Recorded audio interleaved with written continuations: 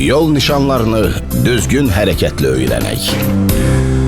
Bu rubrikamızda 3.15 uzunluğu məhdudlaşdırılması nişanının tələblərindən bəhs olunur. Yol nişanlarını öyrədən rubrikanı Azparking təqdim edir.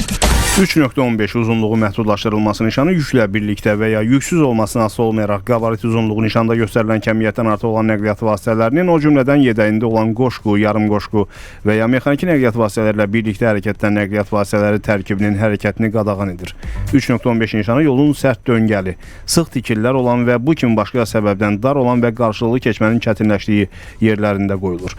3.15 nişanı yol ayrıcıları arasında yerləşən yol sahəsində qoyulduqda, bu nişan yol ayrıcında həmin istiqamət aparan yol sahəsinin başlanğıcında 7.1.1 lövhəci ilə birlikdə qabaqcadan qoyulmalıdır. Lövhəcikdə yol ayrıcından həmin nişan qoyulan sahəyədək məsafə göstərilir. Yol nişanlarını öyrədən rubrikanı Azparking təqdim etdi. Azparkingdən sürücülərə xatırlatma: Yol hərəkəti haqqında qanunun 53-cü maddəsinə əsasən nəqliyyat vasitəsinin istifadəçisi parklama müddətinə görə etmiş ödənişi tamamladıqdan sonra 10 dəqiqə ərzində parklama yerini tərk etməlidir və bu müddət üçün əlavə ödəniş tələb olunmur. Smartfonunuza bir proqram yükləyib bir çox üstünlükləri əldə edə bilirsiniz. Azparking tətbiqinin xəritə bölməsinə daxil olaraq gedəcəyiniz ünvan üzrə məntəqələri, onların doluq vəziyyətini görə bilərsiniz və üstəlik həmin məntəqəyə xəritələr, Google, Waze xəritələri üzərindən sizə marşrutlar da verilir.